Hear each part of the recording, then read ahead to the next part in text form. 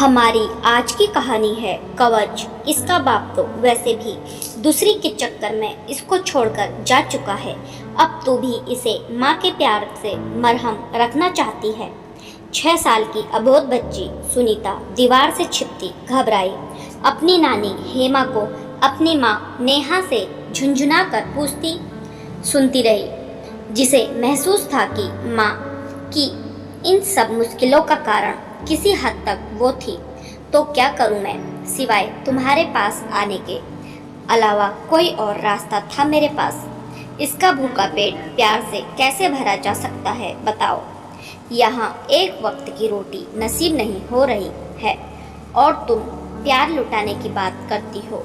जब संभलते नहीं है तो क्यों कर लेते हो बच्चा? हेमा ने पल्ला झाड़ते हुए झल्लाहट में कहा, यही बात तो मुझे तुमसे पूछना चाहिए, क्यों किया मुझे पैदा? मेरी और मेरी बच्ची की हालत में तुम्हें कोई अंतर दिखता है? सुनीता को मैं देखूंगी तो सब्जी कौन बेचने जाएगा?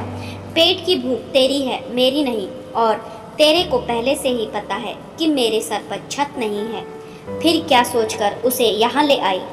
मैं खुद इनके यहाँ रात की चौकीदारी करती हूँ, इसलिए यहाँ रहती हूँ। अब इसे कहाँ रखूंगी? जब कभी ऐसी तनाव वाली परिस्थितियाँ आन पड़ती तो सुनीता को उसके पैदा होने पर गम होता। जो वो इस निर्दयी दुनिया में न आती तो माँ को दर दर की ठोकर खाने मजबूर ना होना पड़ता। वो निर्दोष सहमी सोचती सुनती रही, तो मैं किसके पास जाऊँ? अभी कुछ दिन तुम्हारी जगह मैं सब्जियाँ बेच आऊँगी। इस बीच हम अपने रहने का बंदोबस्त कर लेंगे, पर कुछ दिन इसे तुम्हें देखना ही पड़ेगा माँ।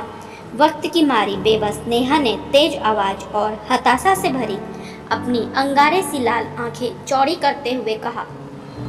वो करती भी तो क्या, गरीबी पहले से ही इतनी थी, ऊपर से एक रात पति दूसरी औरत को ब्याह कर ले आया और नेहा को रातों रात घर से धक्का मुक्की कर भगा दिया गया। उसके पास ना सर पर छत थी, ना भूखे पेट को खिलाने खाने का एक दाना।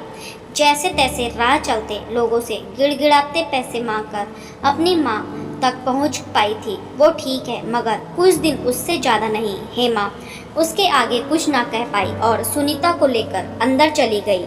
नेहा और हेमा की जिंदगी जब से शुरू हुई है, वे बस एक के बाद एक दुखों का पहाड़ तय करने मजबूर थे।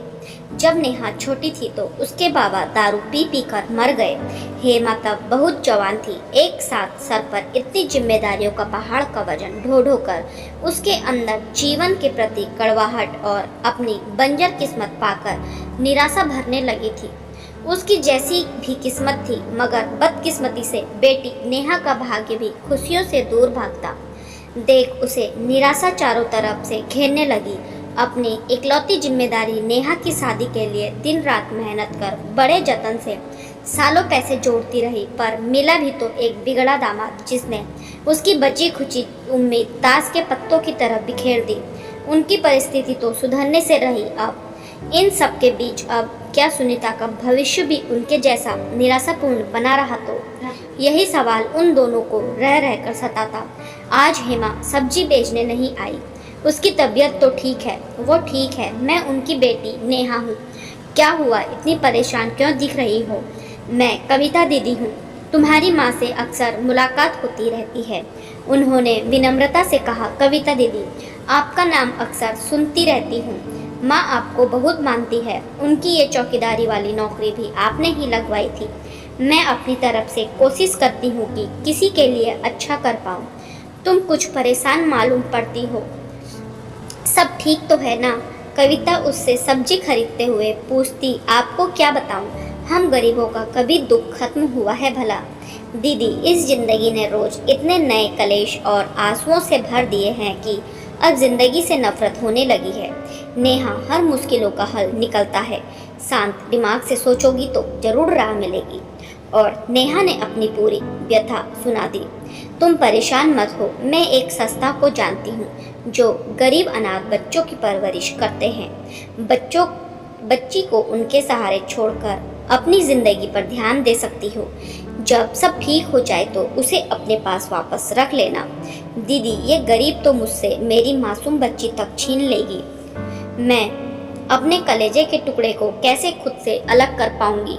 मैं समझ सकती हूँ, तुम हिम्मत रखो और शाम को बेटी को लेकर इस पते पर पहुँच जाना। ठीक है दीदी। शाम हुई और सुनीता बताए पते पर पहुँच गई। आओ यहाँ बैठो बेटा। वहाँ दीवार के पीछे कब तक छुपी रहोगी, कविता दीदी उसे पुकारती है। सुनीता को दीवार से अपना कवच बनाने अब आदत सी हो गई थी। जब माँ को बाप बेल्ट से चाहे जब मारा करता था, वो दूर सहमी खड़ी हो बेबसी से माँ को कहते देखती रहती। अपनी माँ की गैर मौजूदगी में अपने पिता द्वारा की गई अनेकों बार शारीरिक यातनाओं से बचने कभी ये कवच उसे बचा तो लेता था, पर कभी कभी अब हाल ऐसा हो गया था कि किसी को भी देखती उसके भीतर हर किसी के असुरक्षित होने की भावना लिए आती। इसलिए वो जहाँ भी जाती सबसे खुद को कहीं छुपाकर चलती थी। आ सुनीता, ये हमारी मदद करेगी।